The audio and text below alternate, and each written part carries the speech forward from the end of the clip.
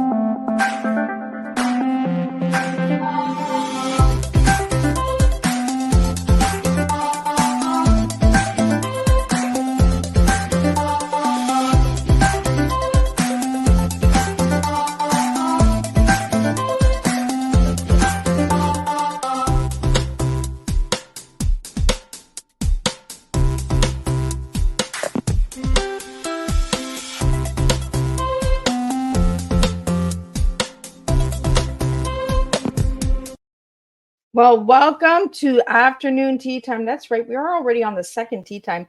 This week is just flying by. This year is flying by. I can't believe that I'm already getting ready for December's guest, the reunion show, everything.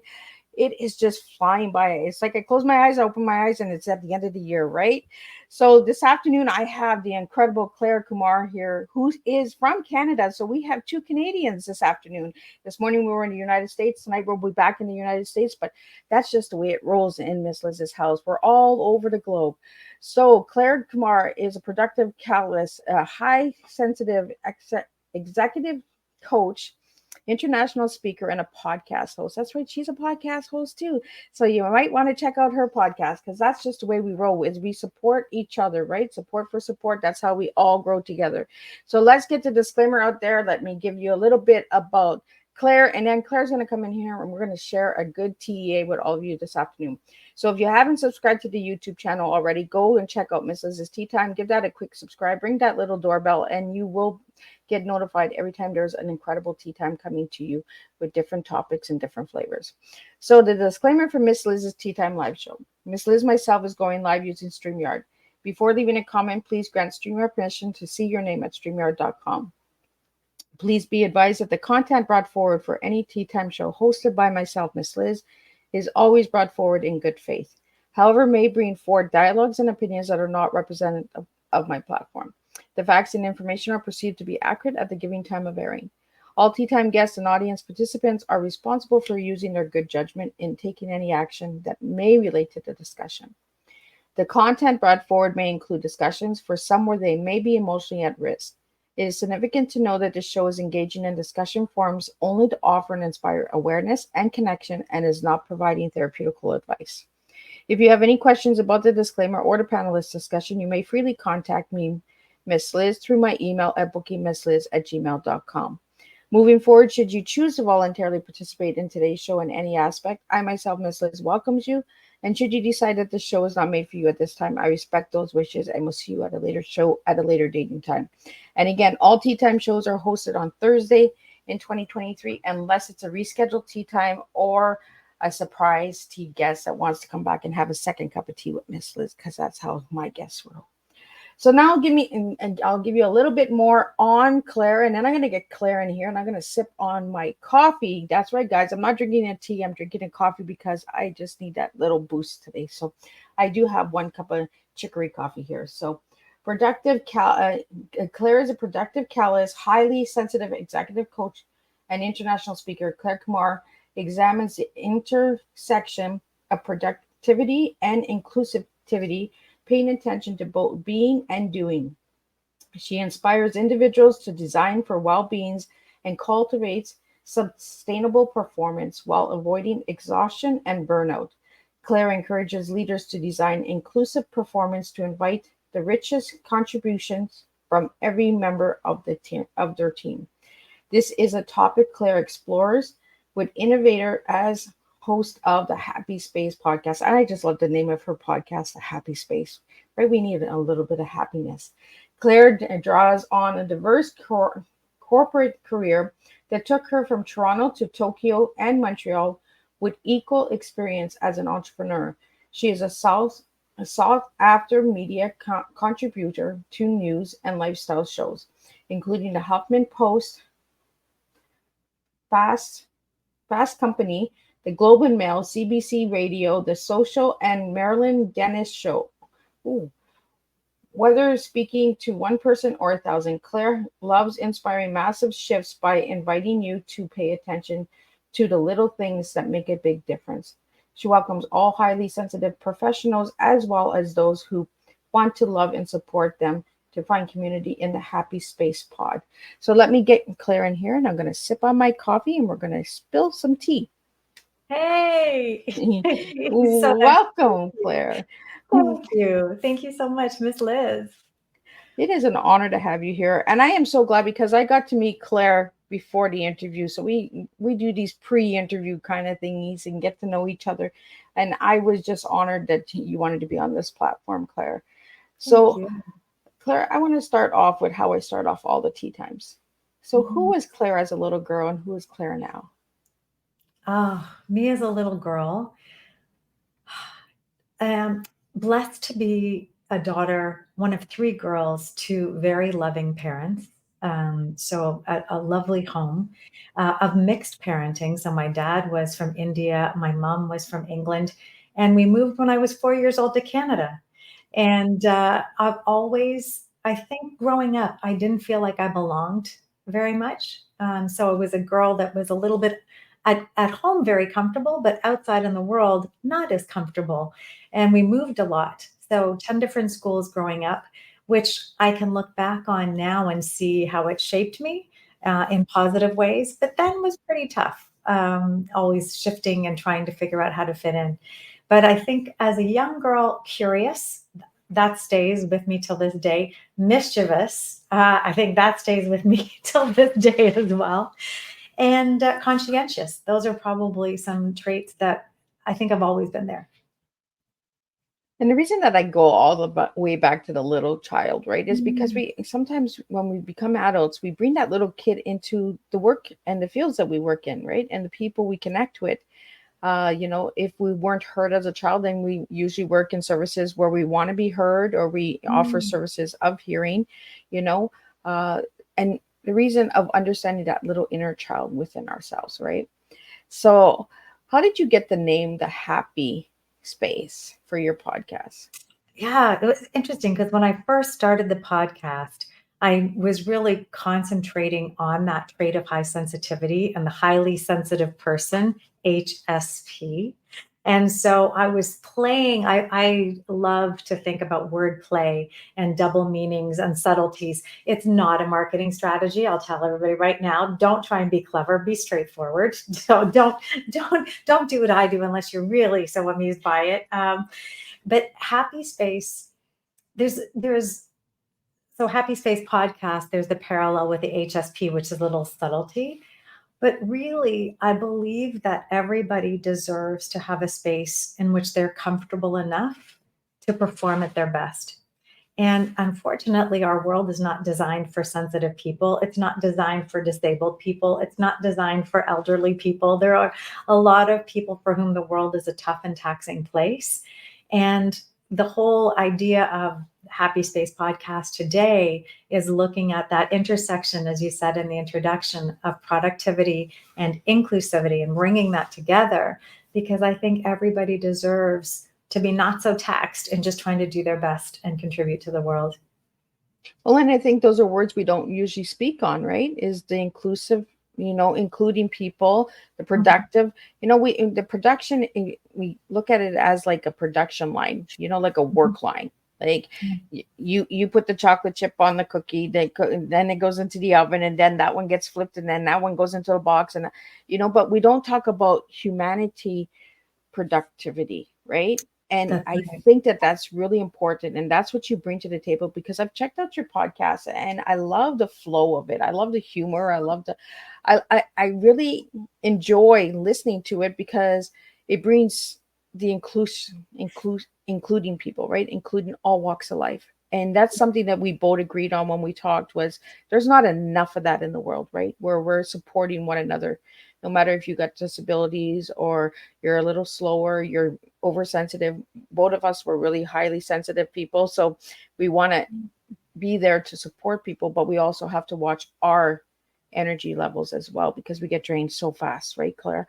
Um, Yes, so I that's want to right. talk about that, because we don't talk about that enough, right? Is the humanitarian production line. Mm. Yeah, I think we've dismissed the fact that we deal with human animals. And so if we take our cues from animals to guide us, for example, one of my cats, Elliot, he's here for most of my conversations. He's passed out on my desk. He's flat out asleep right beside me right here. And if we look at the way animals live, they don't try and consolidate all their rest in one chunk.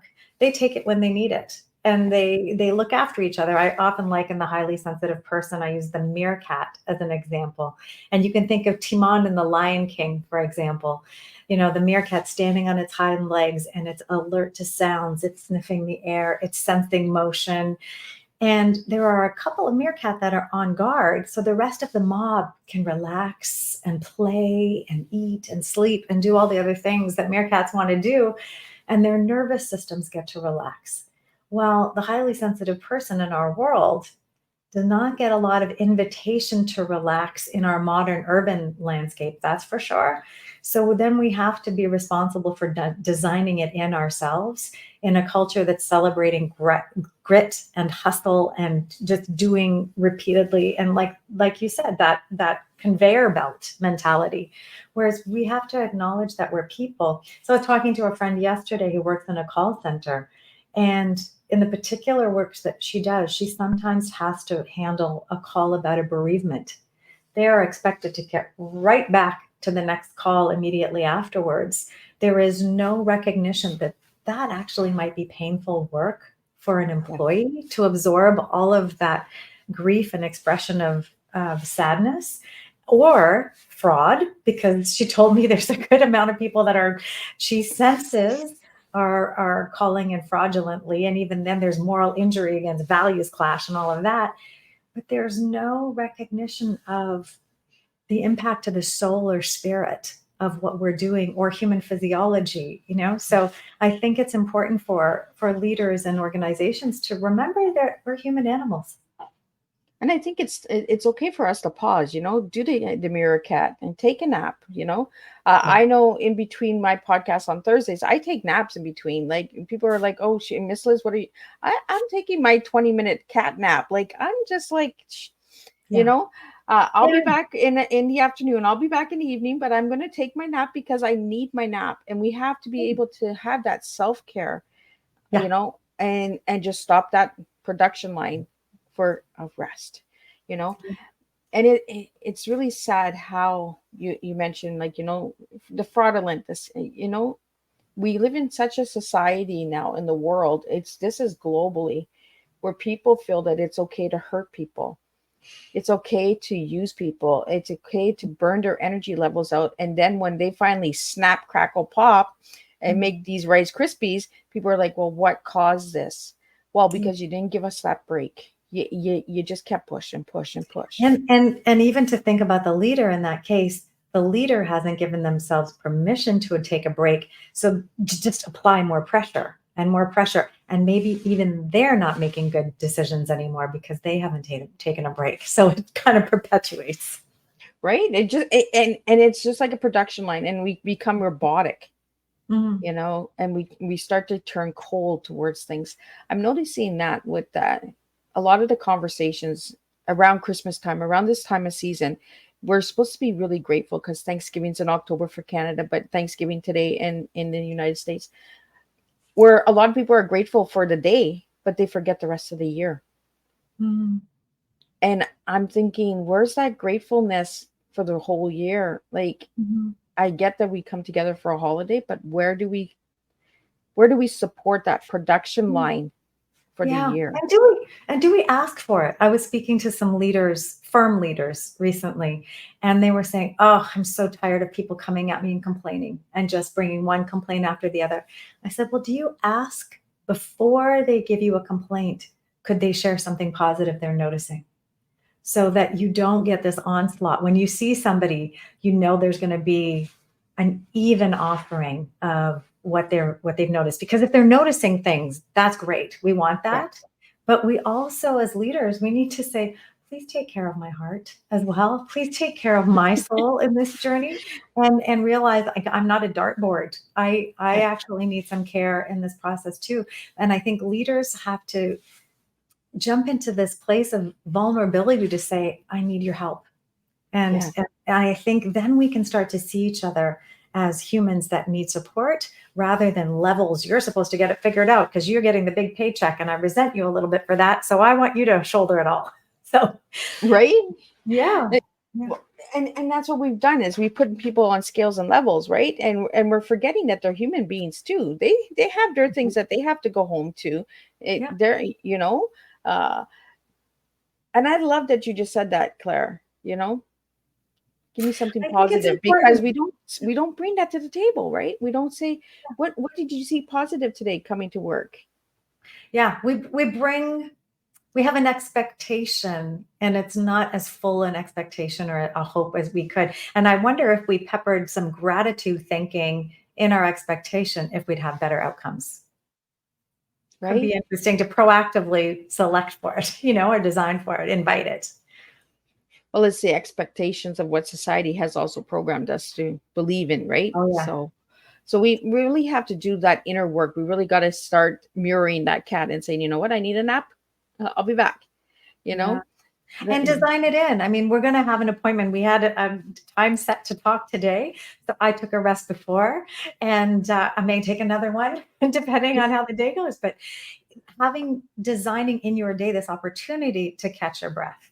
yeah. And a lot of times now I see leaders planning 115 to 150% of the workload, just thinking that people are going to find a way. And they don't find a way. They find a way to eventually walking out the door if that isn't managed.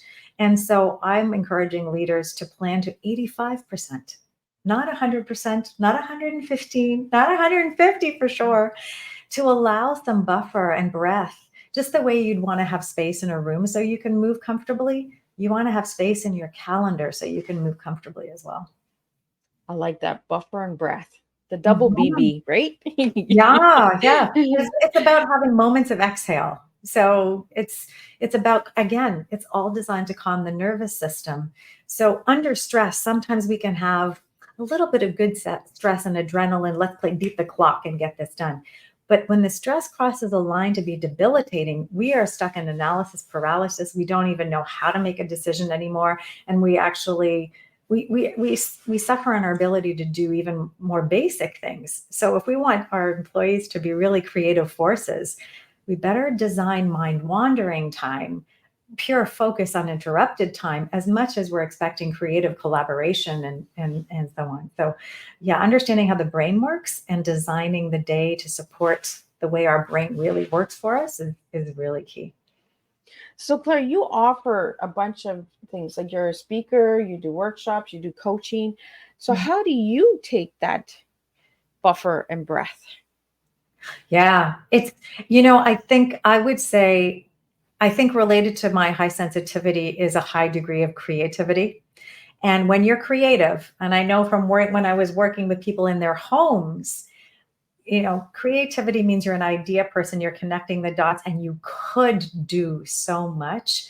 It's a forever exercise in saying, what's the most important thing for me to do now in this moment or this year? I use a word of the year to help keep me focused on a theme, for example.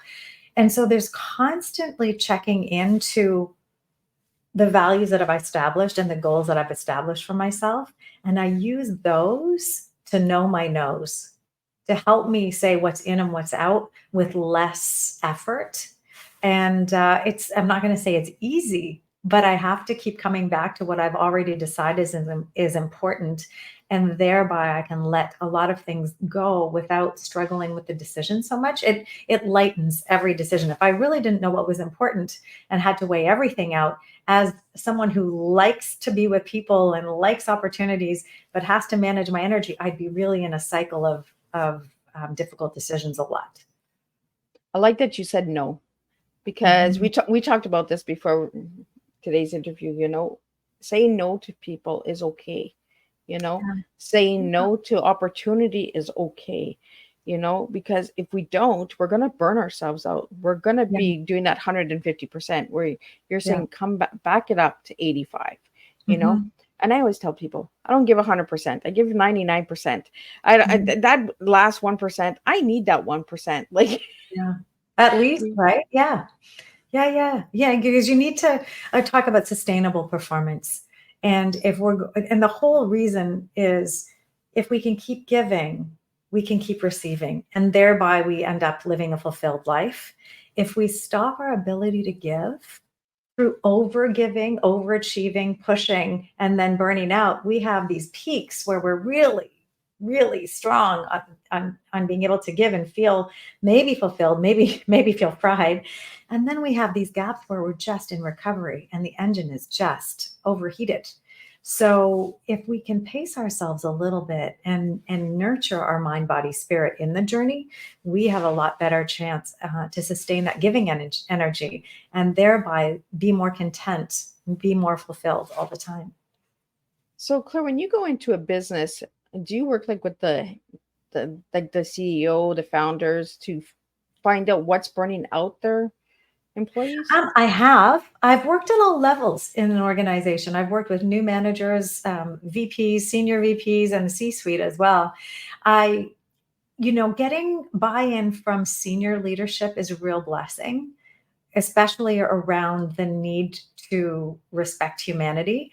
It's really a challenge, though, with a lot of leaders, because you can imagine anyone who's got to the C-suite has been quite driven and Yeah. career focused. And in our culture, that means spending a majority of your time, most likely, on the work. We can look Yeah. at Ariana Huffington as an example, right? To become so eminently successful in what she did, she gave so much to her job that she ended up falling on her face in her office and gashing her cheek open and needing stitches. Only then did she come to realize, oh, this is maybe not a good idea.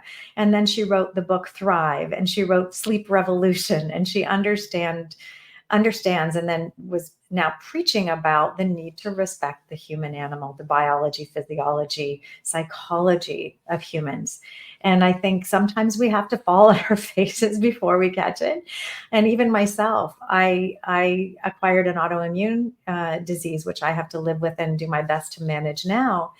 And part of what I'm doing is trying to put a spotlight on choosing to live caring and honoring for mind, body, spirit before we tax it so heavily that the body says no. As Gabor Mate, when the body says no, is there's a lot of science that will say that you place your body in constant stress and chronic inflammation, it's going to show up. And one day it's not a choice, it's an imperative to stop.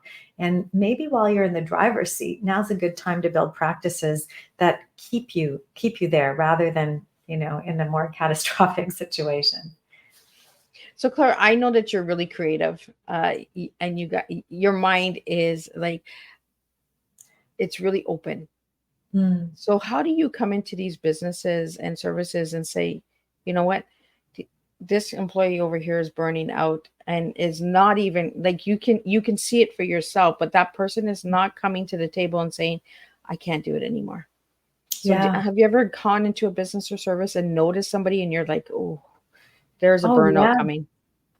Absolutely. And I've been in meetings where the person's talking about it and the leader still refuses to hear it. And I think my biggest struggle in life is witnessing a lack of empathy and compassion.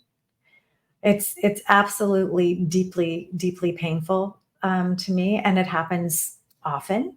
Yeah. And I think I anchor in my coach training, which says, stay curious. Stay curious. So why would a leader be exerting more pressure on someone who's breaking? Why would a leader do that? And I think a lot of it comes back to probably not knowing that there are other ways to go about it that might be more effective, falling back into patterns of control, because they're normally in control and I call the shots, and there's a lot of weight on those leadership shoulders. And so having a moment for compassion and patience, it can also perhaps open the heart up so much. And I think leaders have to armor up a little bit. They feel like they have to armor up to be able to get through the day. I'm not going to feel this. I'm not going to sense this. I'm not going to notice it. I'm just going to be eyes on the prize, and there's going to be casualties, and that's fine. And so it's an invitation to soften and feel, which is a slow process. You can imagine if we've spent decades finding and building a way to be as a leader, which feels protective, but in effect is causing damage.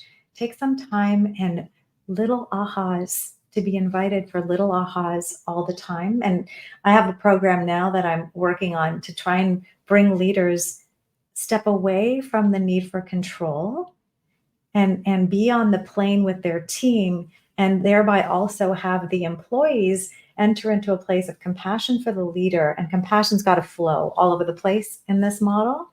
And then the leader will also start to understand, I call it acknowledging the ask. When you ask an employee to come to the office for a meeting and it's an hour and a half commute each way, and they have small children and they're gonna make an effort to come in, do we acknowledge the effort that someone's made to show up? You know, imagine you're holding a party and you realize somebody's driven through a snowstorm to get there. Oh my gosh, you would be absolutely impressed at the effort and everything it took for someone to show up, the risk they took, all of it. We don't have the same kind of consideration for humans and effort around work. We have a whole lot of expectation, but we throw out any kind of grounding in understanding what it took to actually show up. Yeah, and we're not acknowledging it enough. You know, That's right. we're not being awakened. And I'm like you, there's not enough empathy out there. It's that drive, right? It's that control. It's that I see my eye on the prize, and I don't care who I lose for this Yeah. prize. And we really got to bring empathy back. Like, I get so drained out when I'm in a surrounding where it's just go, go, go, go, go, go, go. And I get told, well, it's your mindset. That your mindset is what's slowing you down. It's not my mindset. It's me, and my energy levels are not feeling this right now. I don't see the outcome. So my body is pulling away. It's removing itself. Mhm. Has nothing to do with the mindset. It has to do with the energy level. Yeah. And these are the things that we're not speaking of. We're not speaking about the energy levels. Like when you go into a room and you're like, ooh, I don't know if I should be here, right? It's not because you're afraid. It's your body is actually preparing you that this is not a good place for you.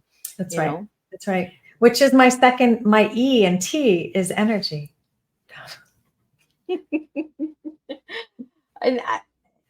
And I know Claire a little bit because we had our little chit chat before. So this is why I'm able to open up the store a little bit more, and taking the time to get to know your guest and communicating with them and the process. you know uh I didn't go in panic mode when Claire was a few minutes. Like, I was just like, right away I was like, are you okay? Because first it's about, are you okay? It's not, hey, you know Yeah. and Yeah. we get a lot of that from a lot of people, where it's just like, hey, what are you doing? Like, Yeah. where I'm Yeah. like, my first thing is, did something happen? Yeah. We live in Canada, and there's a snowstorm or something. It's like you said, like, how did I get there, right? Well, we're lucky we weren't an hour before. There was a fire alarm going off in my building, and I was thinking, oh gosh, if this happened during the interview, it's really so loud and so many messages. You just have to wait till the whole thing's done. It's like a 15-minute event. And for listeners, just to know, I should have shown up 5 minutes before our hour. I showed up right at the time, and I realized, oh gosh, that's not kind, because I haven't let Miss Liz know that I was there, ready, fully fully going to be there. No time for her to check sound with me, make sure everything was good. I was like, I know I'll be fine. But I wasn't thinking, oh my gosh, yes, I needed to put it in my calendar for 15 minutes before. And so note to self, to But look at that. but Claire, that's how life happens, right? Mhm. Is you didn't see go on the attack. Hey, da da da da da. You know, I came with empathy. Are you okay? Are you Yeah, sure we're okay? yeah. And I have it set up for all of my podcasts, guys. I don't just do this for I do this for everybody. So when people are not here on time, like 15 minutes early, I right away I go and I say, okay, there may be those people that are the last minute people, you know, they come in, Oh, yeah, oh, this is doom, you know, yeah, or something happened. You know, yeah, I've had guests where they had to reschedule because an accident happened, or yeah, you know, something yeah, something came up in their life. I'm okay with that. And I think that as podcast hosts, we have to be open to that, right? We have to be open to understanding how the guest got there, what it yeah, took for them to get there. Like you were saying, acknowledge the ask, you yeah. know. And if we would have done this an hour earlier, like you said, fire alarm, well, we would have had a nice entertaining interview with a lot of ringing and bells. But I mean, I would have muted it for you. It is so horrific. I actually called my property management and said, I don't need it to be 85 decibels. For me to wake up, probably 55 is plenty. So it's exponentially, and I know there's a purpose to it, but there's so much need for nuance in the way we design things and the way we run things. And if we slowed down to invite that in, we'd have a lot more people's nervous systems say comfortable. right? Well, Yeah. and the first time I seen the HSP, I was like, "What is the HSP?" I was really trying to figure it out because we have all of these LOLs, TBH, like all of these abbreviations, and I'm thinking, okay, I really had to think about it, and I knew Mhm. what it was, but my brain was telling me to kind of understand the language that is being spoken in today's world. Well, Is I think it's pretty uncommon. I haven't met anybody else that's put in their LinkedIn handle in the pronoun space. I'm using it for HSP to be able to say that this is something I want to raise awareness around, because I think it's important to design for neurological safety, sensory friendly yeah, options. We have to raise the consciousness of this in general. 1 in 5 people at least falls into this space. And the other thing is, I think it will help people with whom I'm interacting to know that about me. So yeah. that, I mean, that's exactly why I would turn the fire alarm off, because it's so horrific, the sound, that anybody 1 in 5 who's listening to that will be, they're nervous, their blood pressure is going up, listening to that. And I don't want to be the spreader of that. So we can show some nice cat pictures or videos or something, just like we'll bring everybody stressed down. And I would have just put the camera on Elliot. He's right here. I'll just show you. He's right. That's Elliot. He's right here he's here for all of it. So,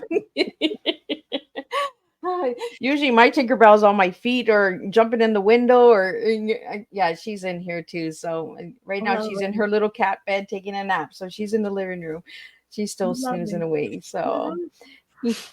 but it just the energies of the animals around us as well, right? They calm us. So They calm me. They don't calm everybody. can you imagine what they go through when the fire alarm goes off? It's interesting you say that, because my cats are not, they don't seem to be bothered by that. They were bothered by my neighbors downstairs who put 2 condo units together and had to blast concrete wall out. They were really, as I was, immensely challenged by that. And there was no way to escape it. It was in the floor downstairs. Yeah. That bothered them. But fireworks and the fire alarm, so far, they're good so far. Oh, my Tinkerbell just goes flying all over. She's like, she knows that something's up, right? And she'll let Yeah. you know, and then she'll come and nibble on your ankles. And it's like, oh, okay. If it gets too much, Yes. if it's too Yeah. long, then she starts to panic. But Yeah. there's no effect like right at the beginning. But after a few minutes, she's like, like, okay, let Yeah. It's taxing. it's starting to wear and fray those nerves. right? And it goes Literally. back to our energy as human beings, right? Is Mhm. because we do have animal genetics in us, you Mm. know? So we can connect with animals. That's how we connect with the living being. I think I'm sensing, I don't have proof of this, but I think the highly sensitive people might connect more than the people that are not as sensitive. And it's interesting because my partner is not highly sensitive. He has no use for my cats whatsoever. And in My fact, spouse is like that too. he would prefer that they weren't here. And I said, but they really provide a lot of value to me. And so it's not universal. And sometimes I think we think that the way I react to something, like I love my pink wall, um, I know that that's not everybody's favorite color, you know? So we have to have this understanding and appreciation that for everybody, we don't appreciate the same things. I want to get into that because you're mentioning color, and your favorite color is peonies, Peony, you know the peony. flower, the peonies? Yes. So Yeah. I was like looking because I wear to honor my guests their favorite colors, and some of my guests give me some colors that I just don't. I'm like, I got a mixed match, and so I tried to find the best pink that I have, and I noticed that you're wearing the pinkest, and I'm just like, Mhm. that's a beautiful color. We don't talk about colors, right? We don't a lot. There's a lot of people who are comfortable, especially in the darker months, black everything. And I really feel like outside has gone very, especially in here in Canada, all the life is kind of goes out of the plants and everything's going dormant and it's a little dreary. Like we need color more than anything just to feel alive. And I can see your scarf too has a lot of color. It's just gorgeous. Yeah. Yeah. I like color. Like I like to bring in the color and I like to be creative as well. And I think that's why we connect so well, Claire, is because we have that empathy for each other, Mhm. where two individuals are connecting and trying to bring a lighter weight to the world through Yeah. conversation and that. Uh, Well, I'm just on that thought of color. It didn't really hit me until, gosh, about 15 years ago that I realized that when I walked into a room wearing a color, a powerful color that goes with who you are, it changed the reaction of other people. It was like for the pet lovers out there, it was like I was carrying a small dog and people would light up. I would see the energy transmission through color. And I thought, oh my, this is a powerful tool. And so for the past 15 years, I've been playing with color and I have my favorites and I'm probably known, I'm expected to show up in color. I'm expected now. So it's a powerful tool. If people are a little cautious about it, find a color that really lights you up. You probably have an affinity for it. yeah. And if you wear colors that suit you, it actually makes the other person feel more comfortable too. So tuning into what colors really work well for you is a really, really good thing to do. Well, you have something on your website called The Power of Color, and it's Mm. with the glasses. And Yeah. I love it. I'm just like like those glasses are awesome. But glasses are so expensive for the Well, prescribed ones, right? these aren't, this is, I'll just give them a little plug because I have multiple colors of these glasses, multiple pairs. The company out of Australia, they operate in Canada, New Zealand, and Australia at last check, and it's called Dresden, Dresden. And they're recycled plastic lenses and very, very inexpensive. And I think that the whole eyeglass world has been disrupted. But these, they'll lifetime warranty it. I drove, one of them fell out of my swimsuit when I was biking to the pool and I biked over it and they replaced the frame. They're like, no, it's warranted. It's like, no problem. We'll replace it. The pin broke and the arm twisted a little bit because I biked over it. And an amazing company, for the planet and then also for the pocketbook.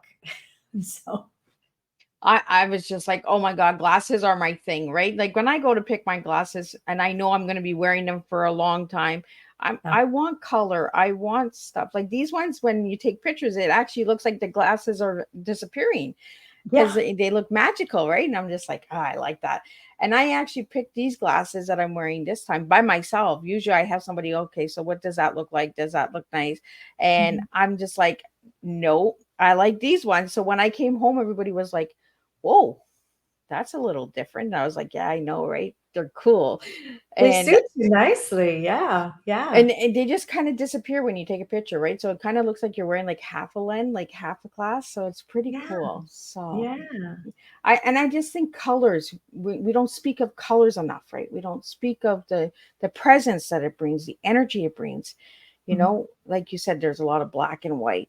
Let's add some pink, let's add some blue, some green, some yellow, orange. My favorite colors are orange and blue, so you'll see me Yeah. wear, and she has an orange. See? Yeah, I brought this back with me from Sevilla. There's a courtyard outside of the cathedral full of orange trees, and they were selling one of these ceramic oranges, and I have it on my desk because pink and orange are my favorite too. You can see in the little picture there of me, orange in the background, orange and pink. I just think there's almost this tension and warmth in both of those colors, and a lot of energy.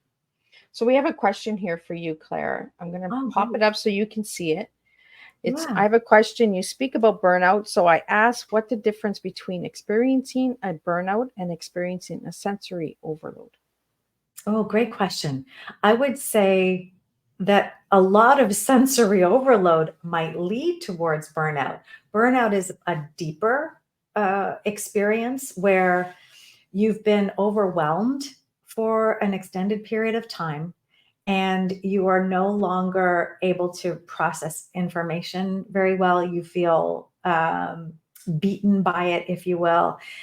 Whereas sensory overwhelm or sensory overload could be temporary. And then hopefully you have an opportunity to recover from that and then bounce back. Burnout, there's no bouncing back. It's a longer, slower road to recovery. And so we want to prevent burnout by designing in recovery from all of the stresses. That's what sleep is for. Sleep is healing time. And if we deprioritize sleep, we will see it show up in our inability to make good decisions, whether it be food, nutrition, handling relationships well, all of these things. We need to really think about how we're navigating and designing our daily experience so that we can preserve that energy, and building rest and recovery in is absolutely critical. I'm just going to pop this up again. Adam has another question. Yes, we're struggling with an overload when it comes to our autistic son who is Mhm. obsessed with math. I can imagine. I can imagine. So what I would wonder that when the obsession is going to lead to brilliant holding of attention, potentially hyper focus or enthusiasm, and perhaps designing in a slowdown period and a sensory rebalancing opportunity after that, teaching mindfulness, breath work, body calming, body soothing practices, and weaving that together with the excitement about math. I don't ever want to dampen enthusiasm. I love it. But how do we also temper it and invite a return to a calmer way of being so that there isn't this constant stimulation, that we also learn how to bring the body into a more soothing place as well. So, what tools and tips could they use to Yeah. help with the I, you overload? know, yeah, I think the most powerful portable tool is the breath, is actually using our own physiology and knowledge, that breathing deep, deep, deep into the belly. And if you're going to focus on anything, focus on a slow exhale. Those two things alone, doing that repeatedly, you don't have to remember numbers. You don't have to remember anything. Then deep breath through the nose, slow, slow, slow down the exhale. Your nervous system is going to calm. Do that 5 to 10 times. You'll be a different person within less than 2 minutes than you were. And so that's one of them. I mean, forward fold, it's a lot to do with the vagus nerve. And calming the body. So forward fold is good. There's a yoga position called child pose where you're curled up in a ball, essentially your head down on the floor, and there's a full body relaxation. There's a lot of benefit to not holding yourself vertical. I do a lot of my meditation lying down because I'm at my desk sitting or standing for most of the day.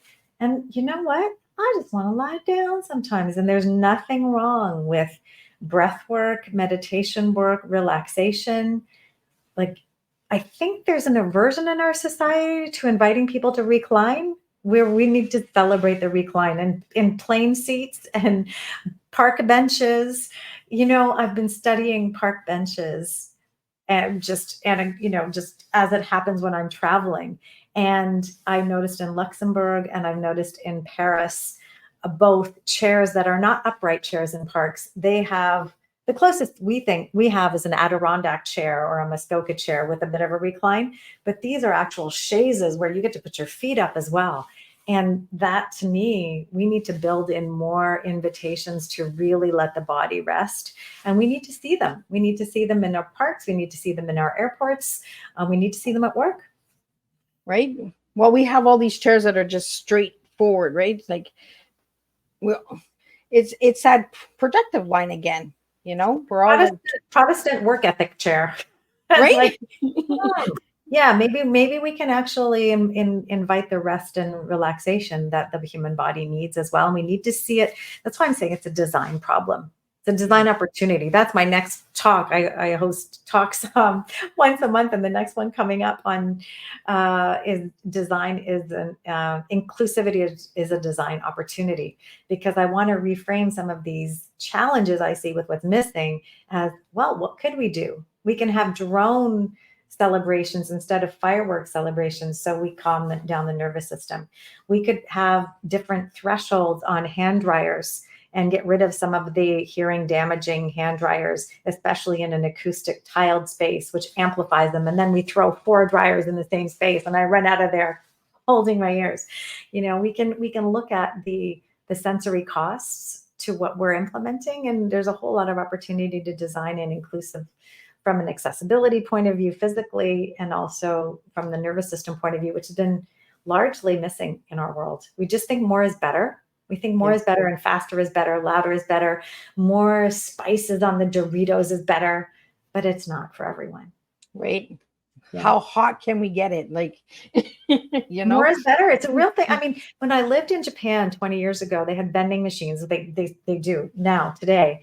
And they would have a can of Coke at 330 milliliters and a can of Coke at 500 milliliters for the same price. Well, in North America, you'd be like, I'm not buying the one for less with less in it. I'm buying the bigger one because more is better. Over there, you would buy the one to match your appetite.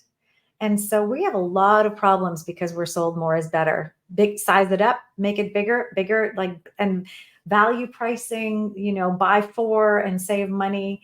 I think we've totally missed the message. I love Greg McKeown's book, Essentialism.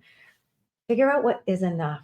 It's going to calm everything down if you define what's enough and then design for that. Let go of the rest and buy the ketchup bottle that fits in your hand comfortably, not the 2-liter one that your kids can't actually manage and then ketchup everywhere. Right? They can't even use it to squeeze on their eggs and that, or their grilled cheese. Yeah. Like, Mama, can you help me? Like, yeah. I think less is more. We got to stop with the more. Like, less is more. We have a couple comments here from Adam that I'm just going to read out. He said, definitely in schools also that they're needing more relaxation classes. I know back when I was in school, we had nap time. We actually had nap time. They removed that from the schools now. I'm not sure why, but we used to actually have where they turned the lights off in the classroom and we had to put our heads down on the desk and we had to recharge ourselves. So gave the teacher a break too, I'm sure, right? Everybody needed a sensory. Right? And now, as someone gives training workshops, sometimes full day events, I design it so that the breaks are there. One of my full day workshops, I do 3 hours and 3 hours essentially. And even in between the 3-hour session, I have a half an hour, and I was staying on site in the afternoon. I went and laid down for 20 minutes on my bed so that I could come back for the last hour and a half. And you know what? People don't have it. They don't have enough. Our brains do not want to listen and learn for 6 hours a day. It needs to be designed less. We're really best between 4 and 5 hours at the most. And yet we try and cram in. And it's like, well, you're going to do a 7.5 hour learning day. Sweet mama. No, nobody wants that. The last hour and a half, I haven't even taken in because my brain just. Yeah, it's done. It's done. So unless there was an hour of go outside, rest, relax, lie down, a stop thinking break, I put those in all my workshops. There has to be a brain break. Yeah. If we don't do that, we're dismissing that human animal. So I get to walk my talk a lot. When I show up now, it's designed so that I and the participants are actually going to retain what we go through. Right, we all could Yeah. take a break, and we Mhm. even when we're podcasting as podcast hosts, Claire, you must get this too, where people are like, let's just go go go go go, like Mhm. interview after interview after interview. I went to one workshop last week, and they had a bingo sheet so that you could win a prize, and one of the bingo slots was on over 100 podcasts in a month. I'm thinking, that is overload big time. And do you even benefit from doing so many? Because are you actually just repeating, like you're programming, right? Like you're just robotic, or Yeah. are you actually getting an impact from? And I was blown away. I was just like, this workshop is not made for me. Thank you, I Mhm. appreciate it, but I'm not going to push myself to that limit where I'm going to do 100 podcasts in a month. Yeah. Well, Not again, happening. more is better. That's more is better. More is better. You're succeeding when. What if I had one knock it out of the park podcast with the right host and the right audience so that people who are interested in what I have to say, if the connectivity is there versus 100 podcasts that are just with a miss audience.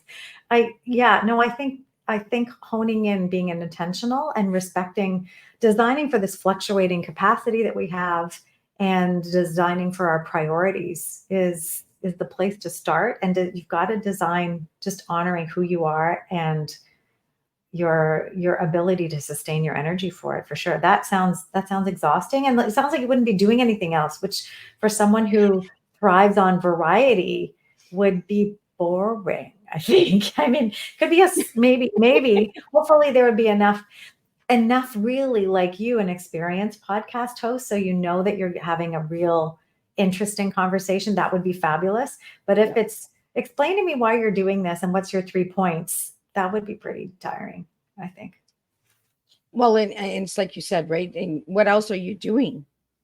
There's only Mhm. so much time in 30 days. So Yeah. that's all you're doing. And if you're doing the longer podcast, that's a job and a half, you Yeah. know. But if you're doing like the 10-minute podcast or the 20-minute Yeah. podcast, I can see where you're getting 100 in a month, but that's still overload. And I really wanted to have Claire on here because she's a happy space podcast host, and the happy space is taking that break. So I really want to, our time is just flying by, like we're just having an awesome time here, conversation, the time is just going by. But Claire, I like your flow of the podcast Thank you. because the conversations are real, they're authentic, and you're taking the time to actually know the guest. And I think it's really deeply important for podcast hosts out there, is take the time to understand why you're having guests on your platform. Hmm. And are they aligning with your message? Let's stick with the alignment as well, right? Because that's part of the productive, you know, getting a Yes. good production out is the alignment. Yes. And it's okay to say no. Like you don't have to say, I want to be on this one, I want to be on this one, I want to be on this one. Make sure your Yeah. alignment and your mission and vision are staying the same. That is key points for a podcast host. We really got to stay to our mission. We can't be switching it up and switching it here and switching it there, because then we're just confusing our listeners, right? All my guests, pretty much, I've gone out and found them through a lot of times on LinkedIn, or I'll be at a speaking event. So I know they're a great guest because they speak so well. And they've got something that I think my listeners would benefit from hearing. And so the alignment is tight then. I just had a beautiful request to be on my show yesterday. And I said, it's not a fit right now. I'll keep you in mind, but you're doing very valuable work. So I love that, but it's not a fit for my show right now. So I'm not going to bring it in just because somebody asked. No. And I like it. We're able to say that no, right, Claire? Because we're that, we're high sensitive people, and we need to watch our energy levels. We have to say, you know what, this is not good for me. It's not that I don't support you or your platform or your mission. It's just not good for my energy and my level. I just was talking with my assistant this morning, and we were talking about the image for the Zoom call that I host. I call it Happy Space Hot Topics. I host them every month, and it's open for anybody to jump in. The next one we're doing, as I said, was the inclusivity as a design opportunity. And I was talking to him as we were preparing for this about we need an image to go with the marketing. And one of the conversations that I stumbled into was one of our local pools has not just gender neutral bathrooms, but the whole shower area and everything. They've got one now. And I thought, wow, I want everyone to feel safe. And as a woman with a curtain in a every gender bathroom, I don't think I felt safe. So we were talking about bathrooms. And so in the image, he'd found a picture of bathroom stalls. And it was really, he'd been insightful because the stall doors were so short, not tall enough and not low enough to the ground that you were like, ooh, I don't think I'd want to be in there. So he was really astute, but the picture was so grimy and dirty looking. We can't use that on our marketing because that picture alone is going to make people uncomfortable, and they're just going to like, well, maybe he's right. Maybe people would look at it, but why is this here? But I was like, no, we're gonna be always creating something that people are not going to get stressed at by looking. Emotionally, I want to trigger emotionally for empathy or curiosity, but I don't want to trigger for aversion because of stress. Like that's something I want to avoid. So we have to be really thoughtful. What are we putting out in the marketing as much as the message too? Yeah, we have to watch our branding and that as well. Yeah. And who we sit with as well, because it also shows other guests and that are coming. Okay, this is the mission, this is the vision. I get it. Yeah. We're almost at the end here. We only got a couple minutes left, but I want to get your T really quick. I got the second one. I got the energy. I want the T and the A before we wrap it up, and then your final words, Claire, and then I'll be back at 7 p.m. with the last tea. Thank you. Yeah, so I loved that cup of tea. Number one, being born of Indian and English parents, it's always tea time in my world. But the tea I've been working with in my own business has been part of STEAM. But if you ask me to simplify what STEAM is, I say don't run out of steam. So STEAM is space, time, energy, attention, and money. But I think the most important three, and the ones you don't get to renew, are your time, energy, and attention. They're there to be used carefully. You can figure out space with enough money. You can figure out those two. But the T, the time, energy, and attention, are really, really important resources to respect and design for. Absolutely. And I love it. I love how we slid that T in right at the end, right? So Claire, if anybody would like to reach out to you, how can they reach out to you? Oh, thank you. You'll find everything at clarekumar.com. And if you're listening and not watching the screen where you can see my name, Clare is with no I. I joke, no third eye. And Kumar is like Harold and Kumar, the movie. So clarekumar.com. And then look for the happy space sign at the top. That's where you'll find the podcast. You'll find a quiz around being a highly sensitive person, which is very short to take, but will give you an idea of what it is to be highly sensitive. And my latest creation, which I hope everyone can use, it's free. It's called the Work Style Profile. And it's a questionnaire that invites you to articulate the conditions that invite your best work. So if you want to keep being generous and therefore giving and receiving and having that fulfilling life, really get clear on what makes you comfortable to be keeping giving, and that happy space work style profile is the key. It's companies are starting to pay attention and bring it in their onboarding process, and teams can understand, teachers can use it with their students, family members can use it together to understand, with your, I think it was Adam has an autistic child, having a discussion, what makes you feel most comfortable, and building those as design parameters to invite that best performance. I'm hoping it'll be a power tool for everyone out there. Well, thank you so much, Claire. It was an honor to have you on Tea Time today. Keep doing what you're doing. Keep being in that happy space, because I love what you're doing. Let's just keep supporting one another, and let's make a difference together. I will be back at 7 p.m. and we're going to be doing social skills with children's books with Jim Price at 7 p.m. Eastern Standard Time. So we're going to be making a difference today with inclusive productivity, diversity, understanding, and social skills is something we don't really talk about much. So we're going to be bringing that at 7 p.m. Eastern Standard Time for the last tea time of this week. I'll see everybody at that time for the last one.